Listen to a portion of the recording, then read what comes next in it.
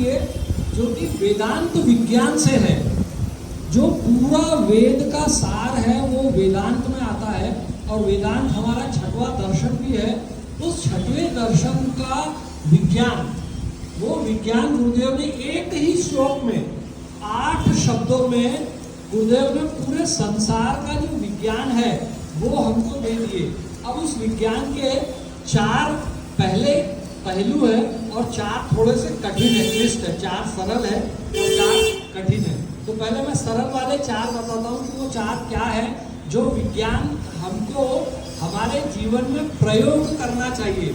हम लोग रोज, जैसे हमारे बच्चे लेबोरेटरी में जाते हैं, छोटा सा विज्ञान, हम लोग विज्ञान करते हैं कि बटन दबाएंगे लाइट जल जाएगी। ये भी एक विज्ञान है कि बटन दबाने से लाइट जल जाती है ना।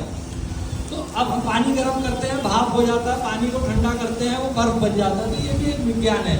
इस विज्ञान के जो परिणाम है वो परिणाम हमको आधी घंटे में, 1 घंटे में, 1 दिन में, 2 दिन में मिल जाते हैं। बट ये जो विज्ञान है, इन विज्ञान के परिणाम को देखने के लिए आपको धैर्य की जरूरत है, और वो धैर्य ही धर्म का नाम है। धर्म का दूसरा नाम ही धैर्य है। तो मैं आपको वो 8 शब्द बताता हूँ जिस विज्ञान को आपको अपने जीवन में प्रयोग करके देखना चाहिए। तो सबसे पहला है यज्ञ। हमारे पुराने ऋषि, आपको पता होगा, रोज यज्ञ ही करते थे। फिर वो ऊपर से असुर लोग आके यज्ञ में विघ्न पैदा करते थे, जिसके लिए भगवान राम और लक्ष्मण जंगल में गए और फिर सारे राक्षसों को मारे। तो पहला जो विज्ञान है वो यज्ञ का विज्ञान। यज्ञ से हमारा वातावरण शुद्ध होता है, हमारा आसपास का जो प्रदूषित।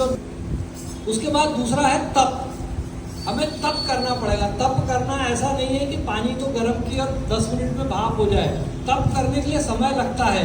हमें 3 साल जाके सांदीपनि में जाके शास्त्री पढ़ना पड़ता है, किसी को 5 साल जाके PhD करना पड़ता है, कोई कहीं जाके स्टैनफोर्ड में पढ़ रहा है।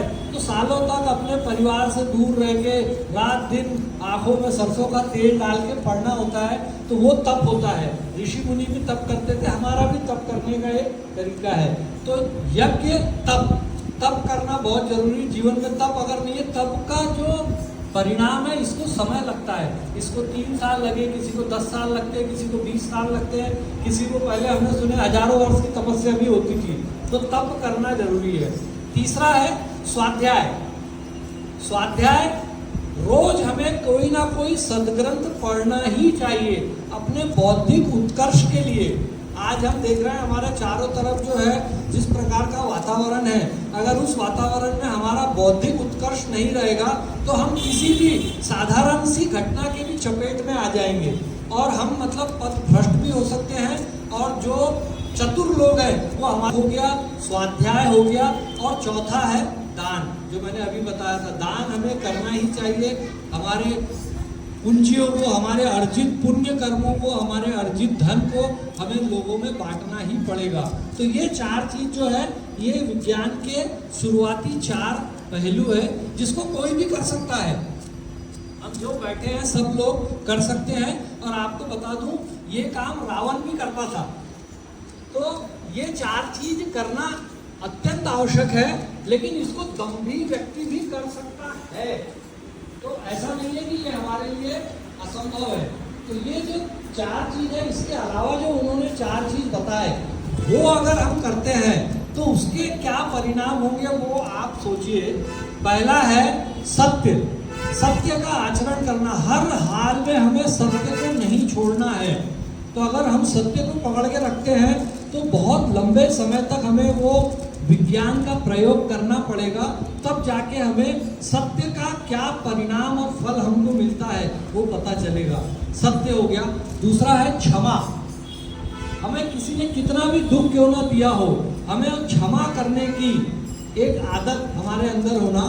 ये एक सूत्र है। इस सूत्र को भगवान बुद्ध ने भी एक प्रकार से हमें बताया है कि आपको अगर कोई दुख दे तो उसे क्षमा कर दो।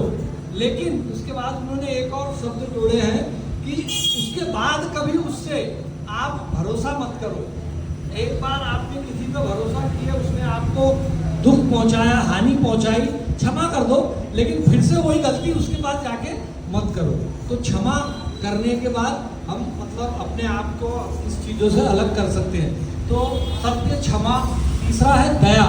दया का भाव होना, स्थावर जंगम प्राणी है, सबके प्रति हमारे अंदर दया का भाव होना, करुणा का भाव होना। तो सत्य, क्षमा और दया, इन सबके परिणाम को कई वर्ष लग जाते हैं आने में, इतना धैर्य हमें होता नहीं है। और सत्य, क्षमा, दया और निर्लोभ, ये 4 चीजें आप में होना, जो कि विज्ञान का परिष्कृत रूप है।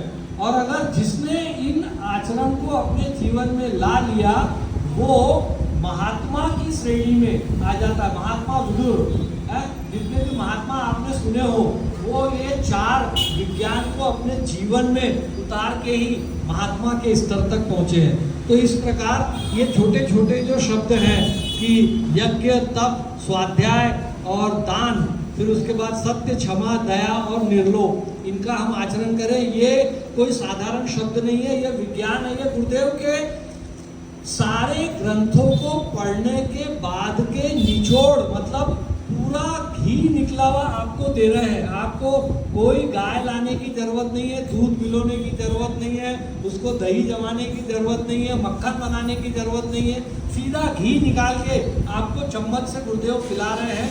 उसका आप आनंद लें और अपने जीवन को एक सही मार्ग पे हम हमारे समाज को भी ला सकते हैं।